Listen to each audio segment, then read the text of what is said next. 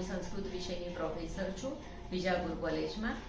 આ મારા મમ્મી છે, પટેલ મણીબેન મણીલાલ પટેલ.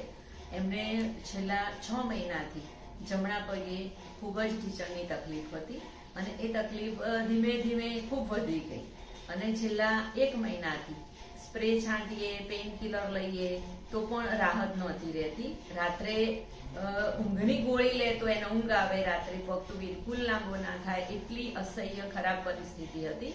એટલે અમે વિજાપુરમાં બહુ બધાના રિવ્યુ લીધા. તો અમારા વિજાપુરમાં ડૉક્ટર વિરલભાઈ સાહેબે ઘણા બધાના ઓપરેશન કર્યા હતા અને એમના બહુ સક્સેસના રિવ્યુ હતા. એટલે હું જે કોલેજમાં જોબ કરું છું ત્યાં અમારી ટ્રસ્ટની ટીબી હોસ્પિટલ છે. ત્યાં બહુ પહેલા વિરલભાઈ સાહેબ વિઝિટિંગ ડૉક્ટર તરીકે આવતા હતા. એટલે મેં અમારા ટ્રસ્ટી શ્રી અશોકભાઈ સાહેબને વાત કરી કે સર, મારા મમ્મીને આટલી બધી તકલીફ છે તો અમારે વિરલભાઈ સાહેબને બતાવવું છે. તો ટ્રસ્ટીશ્રીએ ફોન કર્યો અને વિરલભાઈ સાહેબને બતાવ્યું. સાહેબે અમને બહુ સરસ રિસ્પોન્સ આપ્યો અને મમ્મીને એટલી વધારે તકલીફ હતી કે તાત્કાલિક ઓપરેશન કરવું જ પડે એમ હતું. સાહેબે અમને ગાઈડલાઈન આપી. અમને સાહેબની ગાઈડલાઈનમાં બહુ જ વિશ્વાસ થયો અને અમે તાત્કાલિક જ 2 દિવસમાં અમે ઓપરેશન કરાવ્યું અને કાલે ઓપરેશન થયું.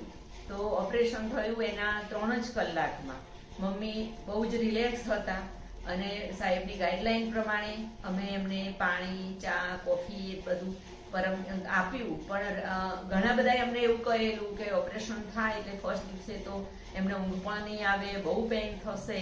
પણ અમારા મમ્મીને બિલકુલ તકલીફ નથી પડી.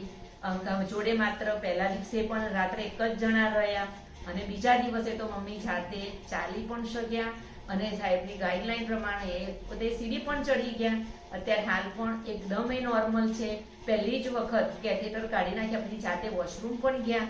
એટલે ખરેખર સાહેબનો બહુ જ સક્સેસ રિવ્યુ અમને અમારા મમ્મીના કેસમાં જોવા મળ્યો. સાહેબનો ખૂબ ખૂબ આભાર.